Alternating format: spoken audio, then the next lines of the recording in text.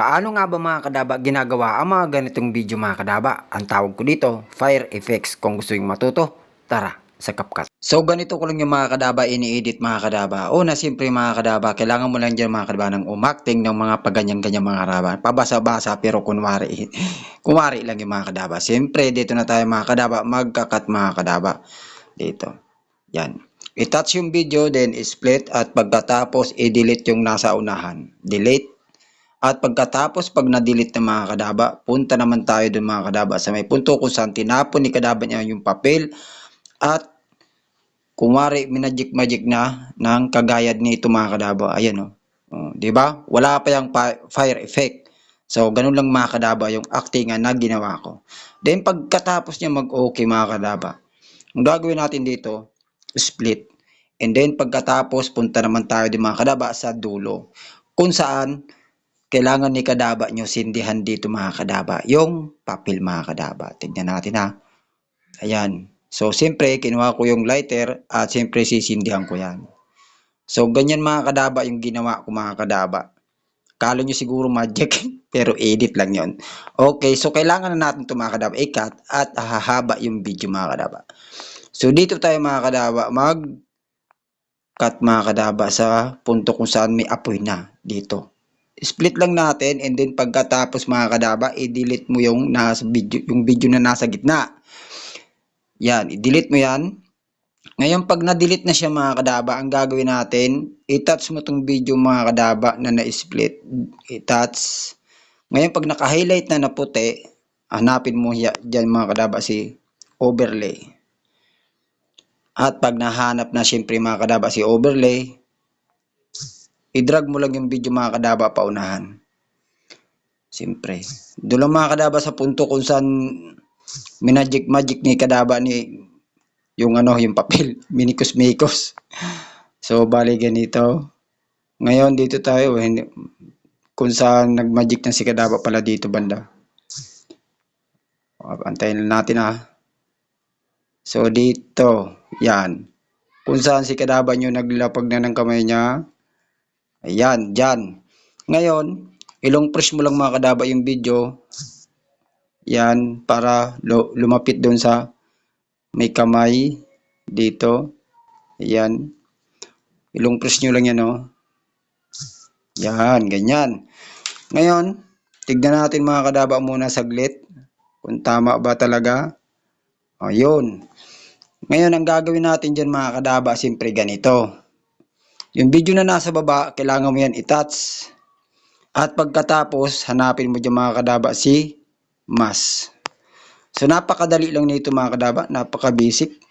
Kahit ikaw siguro, kayang-kaya mo to. Kahit mga baguhan siguro, kayang-kaya. Ayan. Lumabas na yung mask. Ngayon, pag lumabas na siya, kailangan mo yung mga kadaba rotate mga kadaba ng baliktad. Siyempre, kailangan dyan mga kadaba yung may aksyon. Ito. Yung pamagic-magic si kadaba. Yung kala mo may kapangyarihan. So, ganyan mga kadaba. Tapos, yung bilog na yung mga kadaba na puti, adjust mo lang yan, oh, para hindi halata yung mask. So, ngayon, ang gagawin natin, i-check mo na. Ngayon, pag na-check na mga kadaba, okay na yan, export na natin. So, hindi pa tapos yan mga kadaba. Antayin lang natin. Export, add new project ka ulit, and then pagkatapos, i-add mo ulit yung video mga kadaba kanina na in-screenshot mo. Kaya in-screenshot yung ginawa mo kanina na video. Ano ba yan? Nagkalimot-limot na si kadaba. I-add mo ulit siya mga kadaba. So, bali ito yung mga kadaba yung kanina. So, ngayon, yung gagawin natin dito mga kadaba, siyempre, tanggalin natin dito muna mga kadaba yung mga sobra-sobra. Yung mga hindi kailangan mga kadaba. Ayan. Di ba? So, ngayon, ang gagawin natin, bigla siyang umapoy, di ba? So, bali, dito na tayo mga kadaba magtanggal. Oh. Dito. Kung saan nag-okay si kadaba nyo. Ayan. Split nyo lang. Then, i-delete. Ganyan. Siyempre, pag na-delete na siya mga kadaba, okay na yan mga kadaba, okay na. Tapos, ang gagawin natin dito mga kadaba, kung saan tinutok ni kadaba nyo yung kamay at umapoy bigla, dito banda, dito.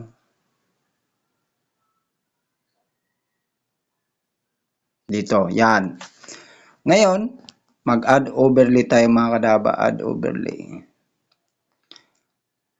Tapos, hanapin natin yung dindownload natin na effects. So, bali ito yung mga kadaba. So, makikita nyo yan mga kadaba, yung effects na yan. Doon mo yung makikita mga kadaba sa TikTok. Marami dyan mga kadaba sa may TikTok. I-search nyo lang, Fire Effect. So, napakadali lang yung mga kadaba. Ngayon, ang gagawin natin dito na kasunod, remove BG mga kadaba kasi kailangan natin tanggalin yung kulay green, chroma key. Then, pagkatapos, i-drag nyo lang yan mga kadabaw. At pagkatapos, intensity mga kadaba para hindi halata yung kulay green.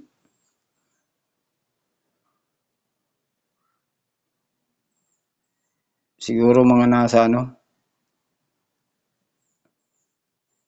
75 yan. Tama na siguro yan, 75. Check. Ngayon, pag okay na siya, ang gagawin natin dyan, kailangan mo yan rotate. Rotate mo yan, rotate mo, rotate.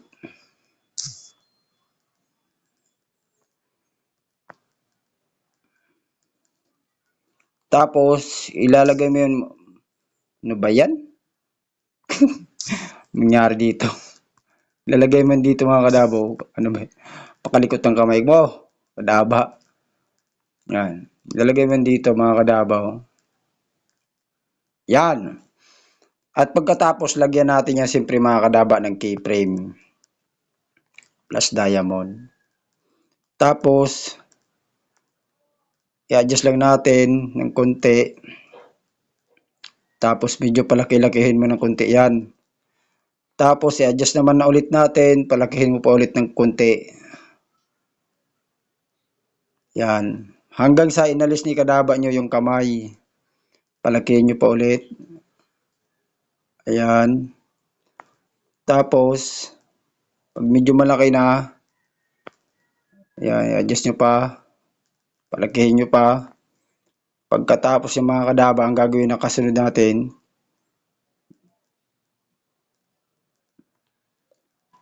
ganyan na. Then tapos yan. Pag nawala na siyempre mga kadaba, ang gagawin natin dito, ikakat na natin ito mga kadaba. Split nyo lang. Then tapos delete. Ayan. Pag na-delete na siya mga kadaba, siyempre okay na yan siyempre. Pwede na yan mga kadaba export. Pero ang gagawin natin dyan mga kadaba, ganito ang gagawin natin. Adjust pa natin yung mga kadabaw. Dito natin mga kadaba i-adjust to. I-touch yung video. Tapos hanapin mo mga kadaba dyan split pala, split. Yan, split. I-touch yung video mga kadaba na nasa hulihan. Then hanapin mo mga kadaba si adjust. Adjust. Tapos punta ka mga kadaba sa may saturation. Saturation effect. Then tapos iganyan mo lang siya mga kadabaw. Ay, gumana. Ay, hindi pala to. Vintage pala dapat mga kadaba. Adjust. Then tapos vintage. Vintage.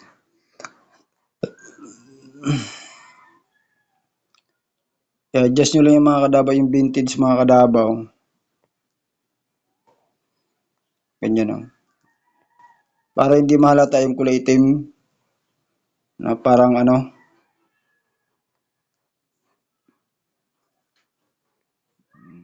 para kumari dumidilim siya. 'Di ba?